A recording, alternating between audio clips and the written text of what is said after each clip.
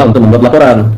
Artinya agar masyarakat tahu, hey Indonesia, Pak Yusuf Kala itu bukan donatur, bukan provokator yang mendanai atau menghantam Pak Jokowi.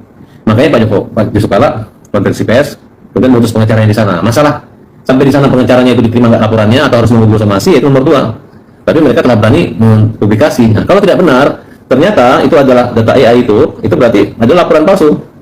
Yang bertanggung jawab kepalsuan laporan itu bukan lagi Pak Yusuf Kala, tapi pengacaranya. Kenapa tidak memberi saran yang baik atas langkah-langkah yang perlu dilakukan oleh Pak Yusuf Kala ketika namanya tercemarkan?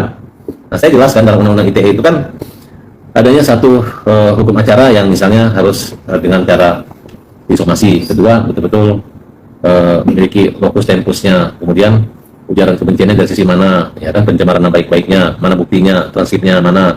Nah, kemudian di situ ada nanti mediasi atau RJ.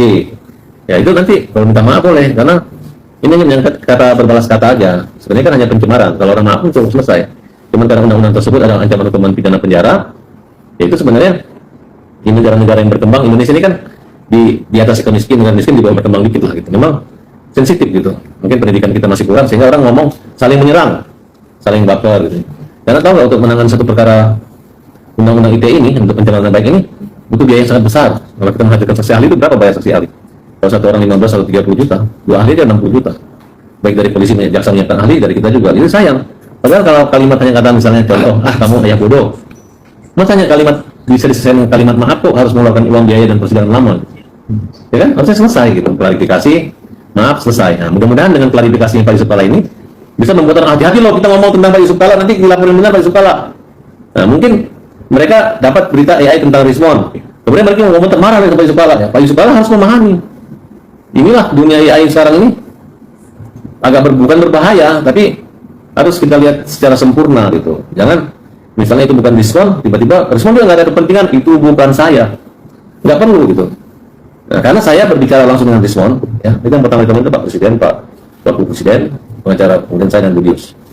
Kami ketemu di Polda Metro, kemudian dia bertemu dengan seluruh orang lain. Makanya yang melaporkan Rismon kan banyak, bukan hanya 1 atau 2 orang, tapi bukan hanya Pak Jokowi, tapi ada beberapa ormas maupun badan hukum lah kira-kira seperti itu. Baik perorangan maupun badan hukum. Bang, berarti kalau misalkan ini benar-benar AI, artinya seperti apa Bang Pak Yusuf Kala Bang? Itulah perlu informasi kan, peringatan, penegur. Rismon, lu ngomong ini ya? Rismon jawab, iya saya. Ya udah lu turunin tuh, lu minta maaf, take down dari ini lu. Ya iya. Kalau iya, dia masih bilang iya nggak apa-apa, Pak, hajar. Tapi kalau belakangan, oh iya itu AI gitu, suara kita bisa.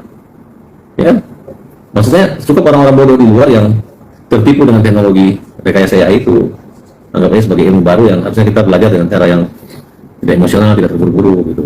Berarti kalau Pak Yusuf Kala sampai terjebak di situ, berarti kan pengacaranya yang tidak teliti. Ya gitu. Kalau mereka komen-komen itu biasa. Selalu saya sih pengalaman di Undang-Undang ITE, orang yang memberi komentar juga nggak bisa dipidana juga itu. Jadi orang yang memasang bukan media tapi memasang di akun pribadi, tapi yang komen itu nggak disampai ke sana. Karena itu anggaplah komen, ada yang positif negatif, ya dia hanya sekedar komen di situ. Walaupun mau ngomongnya kayak gimana tidak berarti kan penyebarannya gitu. Misalnya ada, tapi kalau komen nggak apa-apa. Kalau mereka ini komen sih nggak ada masalah. Pak juga bilang sederhananya tinggal ditunjukkan aja gitu. Pak JK bilang kasus ditunjukin aja ijazahnya sederhana. Ya kalau Pak JK tetap masih ngomong begitu, sudah ditunjukin semua, berarti juga Pak JK sengaja juga membuat kericuhan juga kalau begitu.